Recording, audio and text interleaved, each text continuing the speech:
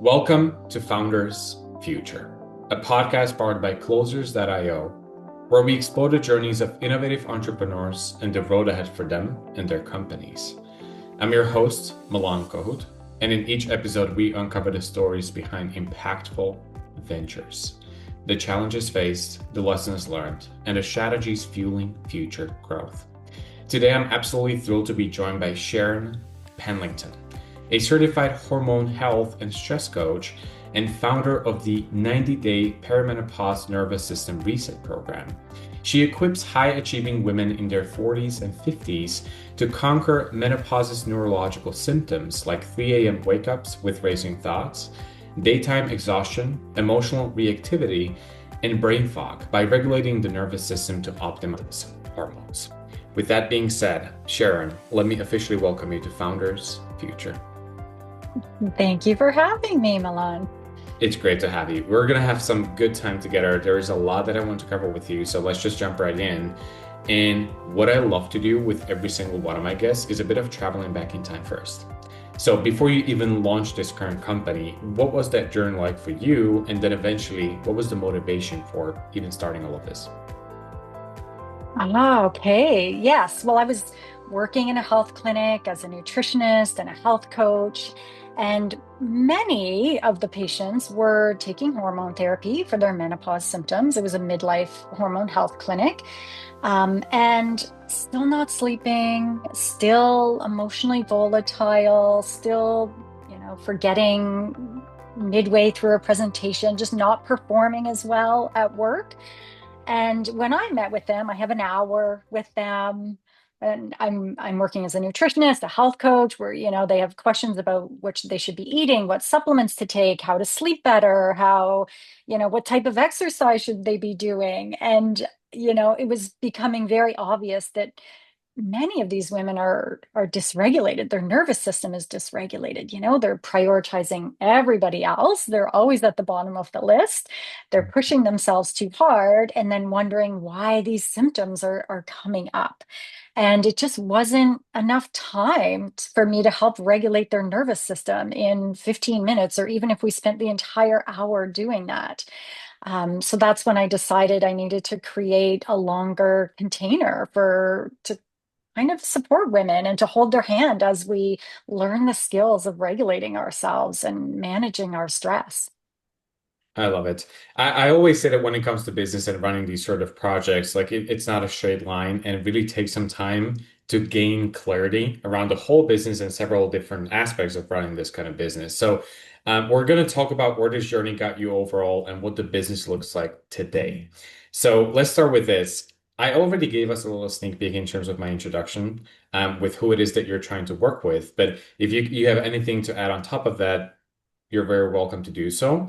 But in terms of your clients, I also want to understand and provide some clarity for the audience in terms of what that journey looks like. What are the different stages? Is it a one-on-one work? Do you also do groups? How does it look? How does it look like? Well, your introduction was beautiful. It took me a really long time to get that messaging across, I have to say. It was just one of my biggest obstacles with my business was how do I communicate what is happening and how it affects women's hormones without getting too much into all the science behind it and the physiology. So that was a big obstacle for me. And now I mean, my program itself has not changed much. I'm very happy with the outcomes of the program. It's a group program, it's 90 days. It's, 4 to 6 women at a time right now. Ideally, that would get a little bit, there'd be a little bit more support with bigger groups. But we meet once a week. And then what I really appreciate is I'm doing all the coaching and mentoring, and then they have home practice. So they are taking the skills they're learning every week into their everyday life right away. So it's almost this training ground for their life. So I really appreciate that piece. And then, of course, they have a one-on-one session with me just so we can customize some things if they're having any obstacles. And because people that come into my program generally are quite stressed, we do have an all-day retreat as well as Oh, part of the wow. program. Mhm. Pretty exciting though.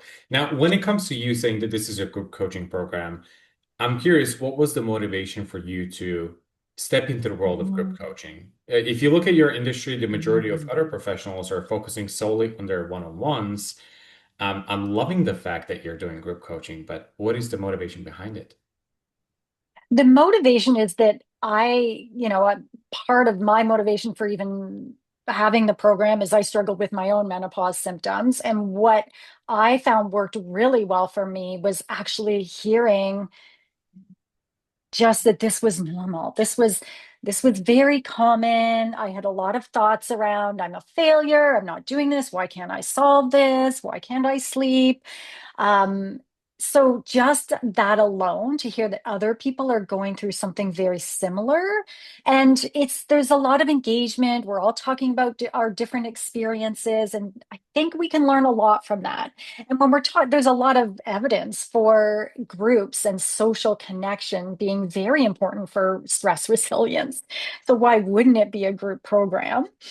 So that's one of the motivations was that piece. And also, I mean, I was working one-to-one with people for 10 years, and it's not a sustainable way of working. Like for personally, I'm trying to look after my self-care as well, so I can continue to sleep. So that was a big motivation too. Yeah, beautifully said. I agree 1000%. I feel like for a lot of those women who end up working with you, the fact that it's done in a group setting is actually going to be a game changer.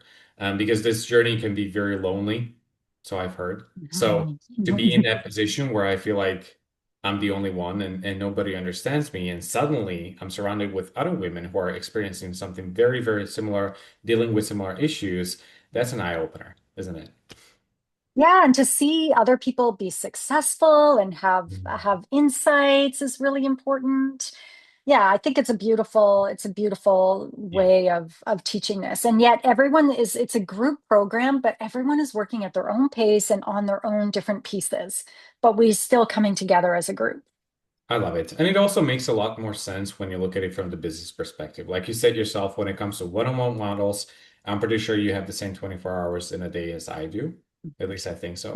But if that's the case, then obviously there's going to be a certain cap, right? So this is definitely going to be much more scalable. Now, in terms of scalability, obviously we love to talk about that. So in terms of you really putting yourself in a position where you have the most scalable model in place and just having the ability to keep growing, keep scaling the business, do you feel like it's going to be about just leaning even more towards the group coaching stuff, maybe even creating something more evergreen? Or do you feel like it could also be about having assistant coaches working under you, providing those one-on-ones and scaling that way? What do you think? Well, my next step is to have a hybrid program. So allowing some of the program to be self-paced, but also coming together as a group to do the actual live coaching with me.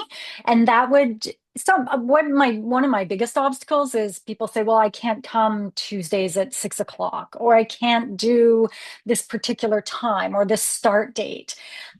So I think that will be helpful to allow people a little more flexibility, but also still get the live coaching and probably many opportunities for live coaching. Maybe I'll offer it 3 or 4 times a week and people can just attend whichever days work for them. So that's my thought in terms of scalability. I know I've been listening to your podcasts around having somebody else do the coaching. There's definitely some resistance there. There's Hmm. definitely some resistance there. But yes, that would be amazing. I would be more than, I can see myself probably hiring people to do other parts of it because that is the part I love. Like I would happily hire someone to do sales, marketing, tech support, the actual mentoring and coaching. That's what I love. That would be hard to give up, I think. Okay, so that's going to be the one aspect of the business that no, no, no, we're not going to touch this one. I Not for a completely agree. while, anyways. Yeah. No, I mean, look, it's definitely a good position for you to be in, but at the same time, I appreciate you mentioning that and just putting it this way because it looks like you're more than open to making sure that you yourself are in that zone of genius because you know that the best thing that you could possibly do is spending that time coaching people and not really wondering about what sort of content I have to create, how am I staying engaged with the audience, how many calls am I showing up for? right? So when it comes to this, I'm also curious, what is that philosophy in terms of when is the right time to actually take that next step? Mhm. That's an interesting question. I think I probably should have taken next steps earlier. And there's a lot of what I'm doing. I work with a coaching program. It's a group coaching program, and a lot of it is around mindset, around, okay, well, why is that resistance there? Around valuing yourself enough to invest bigger in your business. So for me, that's what I need to work with in terms of investing in my business is what is holding me back from that. I love it. Yeah, I feel like a lot of business owners are struggling with this, but for them, it's going to be about the whole idea that you have with coaching specifically. Like, no, I'm not going to let anybody else take over it because I love it. I cannot give it up.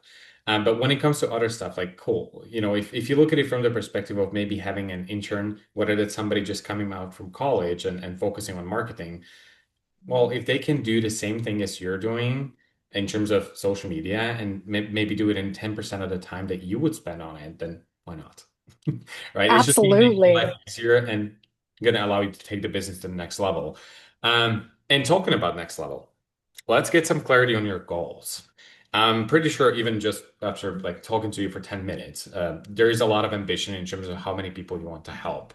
So when you look at your goals, maybe from a very short term perspective, maybe just the next couple of months, maybe this year, what would you say are those biggest targets for you? The milestones that you have set for yourself, the revenue that you would like to generate, what does that look like? Yeah, my short-term goal is still looking for 10,000 months. That's like a short-term goal that I would like to achieve in the next couple of months.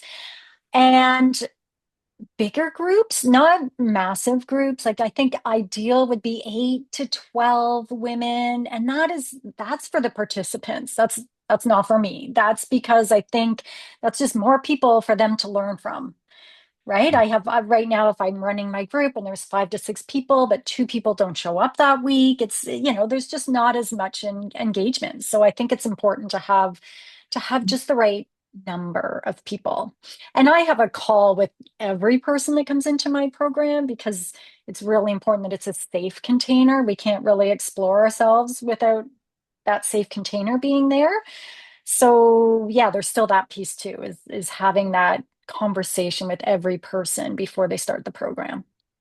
hmm It's definitely there is definitely going to be some fluctuation in terms of the clientele. So this is a great point that you brought up. And in terms of your ability to be in the best position possible to talk to the right people, do it at the right time, what is going on the side of your lead generation, all of your marketing activities that I was mentioning Mhm. earlier, to really have this ability to continually onboard new clients?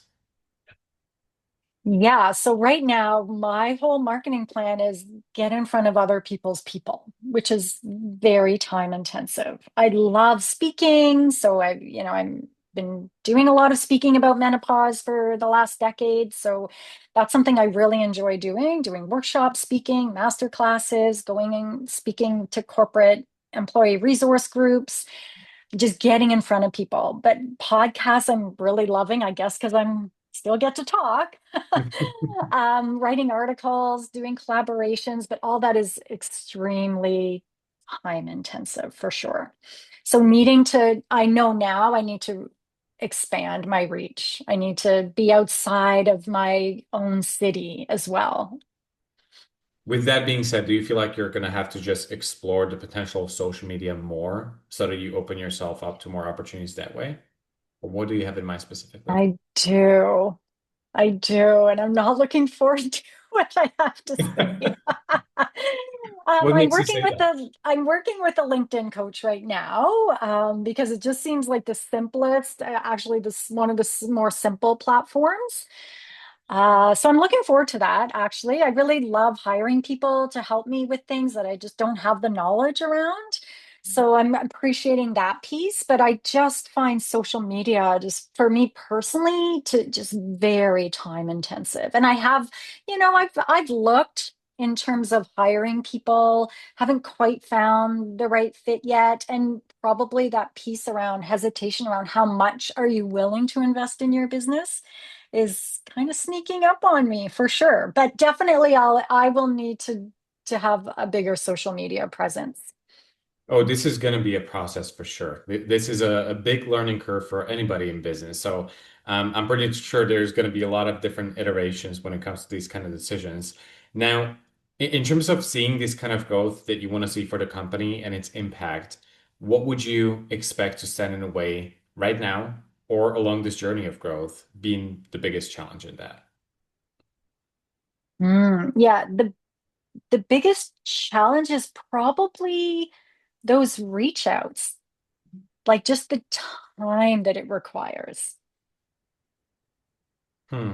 What do you think is going to be the best strategy to overcome this? I would love to hire somebody. I need to, yeah, that's definitely something that I need to do is I'm a big proponent of getting the support that you need. So this is just one area that I need some support. And I like doing things well. So I'm going to need to invest in that. Hmm. Sharon, can I provide my perspective on this? Is it Of okay? course. Yeah. You know what? When I think about this, I feel like for a lot of people, it can be like a very negative spiral of just, hey, I want to hire, but at the same time, I don't have the time to build a business to the point where it allows me to hire. And it can really be just like a vicious cycle. But if you look at it from the perspective of you really becoming the leader that those people in the future will need, then I feel like it's going to be great for you to really go through this entire journey, whether that's regarding the sales process, whether that's the marketing stuff and those strategies to see what really works. Because if you're the one taking care of that and really going through the trenches, it's inevitable that you're going to put yourself in a position where you know exactly what needs to be done. And that's what makes you a good leader, right? So when the time is right and you make that decision to hire, you're going to be like, hey, this is what I figured out. And it really works. So just follow my instructions and we're good to go. We can grow, you know? Right. Yeah, I love that. Yeah, I think that's the best possible scenario, and this goes for everybody. And let me ask you one last question before, because now I'm just ramping up. But it's been quite some time for you in the industry, and I'm curious if you could travel back in time and speak to your younger self. What would you say was the biggest aha moment for you in business, or maybe like the greatest business advice that you would give to your younger self? Mm. Greatest business advice would be hire support. Like honestly, like hire a coach and a very good business coach that Mhm. can give you a roadmap and have the persistence to keep going. Like it needs to be, there has to be a lot of persistence and a lot of consistency. Yep. I love that. I know for a lot of people it sounds like cliche. And I said it on this podcast like 150 times at this point, but yes, it is going to be the key though. It's funny how it works though, but honestly, and this goes back to like the basic fundamentals of coaching. Like if you just, piece it up into small little steps, but you still take action every single day, there's going to be a huge compounding effect, right? So definitely consistency is going to be the key to it. So thank you for mentioning that. Sharon, you have a beautiful journey, and I'm curious where this is going to take you a couple of years later down the road. Maybe we're going to have to do a part two with your team as well in the Sounds great. So thank you so much for taking the time today. If there's anybody listening right now who would like to get in touch with you, support you, find you on social media, what is the best way to go about it?